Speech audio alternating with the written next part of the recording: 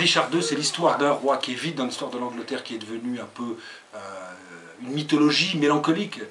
C'est l'histoire d'un roi qui, parce qu'il a abusé de son pouvoir, parce qu'il est aussi, il a été menacé par ses plus proches parents et seigneurs, c'est un roi qui est conduit, contraint, c'est toute la question, à renoncer à sa couronne et à la céder à un de ses plus proches parents, le seigneur de Hereford, dit Bolingbroke. Voilà. Et donc c'est l'histoire d'un roi qui au XIVe siècle, période extrêmement mouvementée, avec la guerre, la peste, c'est un roi qui décide d'une certaine façon à renoncer à sa couronne. Il crée un personnage qui lui est propre, hein, qui annonce le roi Lear, hein, il écrira le roi Lear 10 ans plus tard, donc ça annonce le roi Lear 10 ans avant, mais il y a aussi des résonances d'Hamlet, hein, beaucoup, c'est-à-dire c'est un personnage royal qui tout d'un coup commence à se pose de plus en plus de questions sur sa propre humanité, sur son propre pouvoir, et qui dans ce renoncement, et c'est la grande beauté de cette pièce, hein, c'est-à-dire le renoncement est toujours... et comment dire, est toujours incertain, il n'est jamais prononcé de façon sûre. On est toujours sur une ligne de crête assez floue, assez indécise, et on ne saura jamais vraiment s'il cède à la contrainte tout à fait, s'il est absolument volontaire pour ce renoncement. Et la pièce va insister sur, effectivement, non plus le corps, puisqu'il y a, comme dans la grande théorie médiévale de l'époque, deux corps du roi, le corps divin, le corps de l'autorité théologico-politique, et le corps humain, le corps qui endosse cet autre corps. Et bien là, dans la pièce de Shakespeare, ces deux corps divorcent, et c'est le corps humain qui prend le devant de la scène, et voilà, qui oppose ses angoisses, justement, son chagrin, son indécision, ses colères, sa folie aussi, à la souveraineté, à l'exercice même de la souveraineté, extrêmement solitaire, donc au bord de la folie. Mais en même temps, derrière tout ça, il y a, en tout cas pour moi, la figure d'une résistance, c'est-à-dire que de ce renoncement, le roi fait un acte de résistance. Voilà. Il dénonce l'étendue sauvage de la souveraineté, il dénonce l'exercice et la soif du pouvoir, et c'est comme s'il se retirait de cette scène sanglante. Voilà. Il y a quelque chose, et on est un peu dans une grande tradition de personnages anglo-saxons, enfin c'est mon interprétation, qui peut aller jusqu'à Bartleby par exemple, qui peut aller sur tous ces personnages effectivement qui font d'un certain retrait, difficilement compréhensible souvent, très immotivé, un retrait, qui font de leur retrait ou de leur renoncement une force, voilà, il est un peu énigmatique.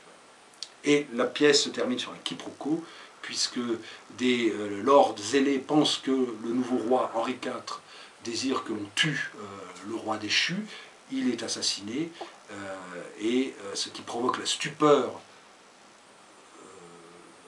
réelle ou pas, ça c'est une autre histoire, la stupeur d'Henri IV, du nouveau roi, et ce nouveau roi décide lui-même de se retirer de la scène, hein, puisqu'il quitte la scène en disant que je pars en pèlerinage en Terre Sainte, me laver de ce sang qui n'aurait pas dû couler. Voilà. Donc on a une pièce très étrange, à une époque très étrange, et qui peut parler aujourd'hui sur effectivement l'exercice du pouvoir et sur le pouvoir parmi la communauté humaine. Et à la fin, tout le monde se retire du pouvoir, ce qui est quand même une drôle de situation. Le miroir avec Richard II entre ces deux personnages, et où finalement cette quête un peu sauvage, violente du pouvoir, ce retrait énigmatique pour céder à l'autre cette puissance, eh bien ça ne fonctionnait pas. Voilà. Et c'est ce que raconte Shakespeare de façon extrêmement fine. Enfin, il raconte effectivement que ça va créer encore plus de violence, et qu'effectivement ce que découvre Bolingbroke, c'est que plus on veut le pouvoir, plus on essaie de l'asseoir, même peut-être d'une façon généreuse, enfin d'une façon loyale, finalement on crée davantage encore de malheur et d'injustice.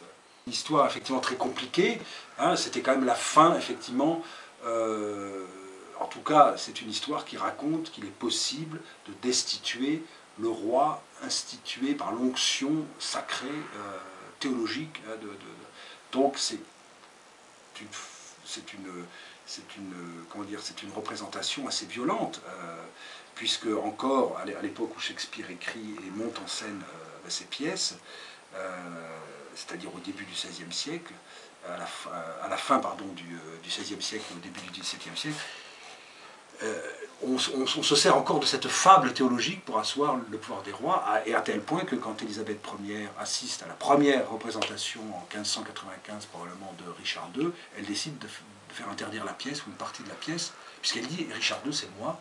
C'est-à-dire qu'on va me destituer, on va vouloir me destituer, puisqu'elle était elle-même prise dans des histoires de complot avec ses plus proches seigneurs. C'est lui et moi. Non mais c'est lui, bien sûr. Mais après, parce que là, voilà, c'est un bon exemple de traduction. C'est-à-dire, moi j'ai dépouillé le romantisme de la traduction, et du coup ça devient plus fort. C'est un chant qui est beaucoup plus radical, donc ça me parle plus aujourd'hui. Et qu'effectivement, je pousse à un lyrisme un peu contemporain, c'est-à-dire avec des phrases nominales et peu de mots, et donc du coup on a quelque chose, effectivement, alors ça change des traductions où on a quelque chose de plus ronflant, mais qui était tout à fait acceptable. Mais c'est aussi parce que c'est une pièce de la parole, comme ça. Il y a très peu d'action, sauf à la fin quand il se fait tuer, mais c'est une pièce de la parole. Tout le monde prend la parole, il y a de la déploration, des prières, des supplications, des injures, hein, l'acte 1 s'ouvre sur une bordée d'injures, des rituels, bon. Et effectivement, beaucoup de personnages sont dans une espèce de déploration d'un monde perdu, c'est une très belle chose de la pièce. C'est un petit monde qui vit en dehors d'un Éden qui n'existe plus. Voilà. Et ils rêvent tous d'une Angleterre qui n'a jamais existé, mais qui est comme un paradis perdu. Et voilà. Et donc ils sont tous là à déplorer cette perte, voilà, d'un pays imaginaire qui était le leur. Voilà. Donc, comme s'ils étaient déjà. Ça aussi, on l'a peu dit, et je trouve ça très beau chez Shakespeare, effectivement. Il dépeint une Angleterre, il dépeint l'Angleterre fantasmée de son époque. Hein, cette île imprenable, magnifique, juste, belle, voilà, et donc il dénonce quelque chose, il dénonce un peu un fantasme mélancolique qui est attaché au pouvoir et qui est attaché au patriotisme anglais.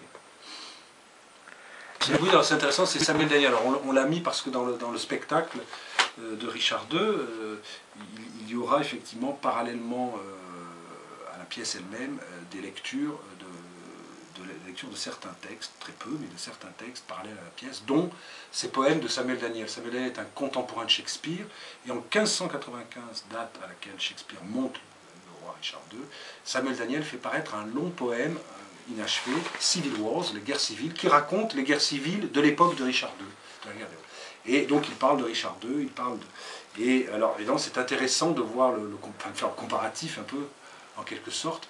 D'abord parce qu'il y a des choses qui reviennent, par exemple cette violence avec laquelle on traite Richard II, hein, de petite pute, c'est l'expression littéralement dans la pièce de Shakespeare, et elle se retrouve dans Samuel Daniel, hein, il dit c'est une jeune pute efféminée, et aussi de voir comment le rival, Bolingbroke, est effectivement investi par la foule, d'après la poésie épique, et de voir que, voilà, donc c'était aussi pour montrer comment entendre que il y a tout un univers autour de Richard II, et notamment au temps de Shakespeare, à l'époque de Shakespeare, il y a tout cet univers effectivement presque légendaire où le roi, en tout cas celui-là, le roi Richard II, comme ça commence à peupler l'imaginaire à la fois politique, littéraire du pays, et que la thématique assez bouleversante de cette histoire, c'est effectivement que le pouvoir est écrasant, que le pouvoir est infini,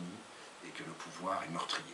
Et que la figure la plus énigmatique de ce pouvoir, c'est celui qui est à la fois forcé et à la fois pas forcé de renoncer à ce pouvoir.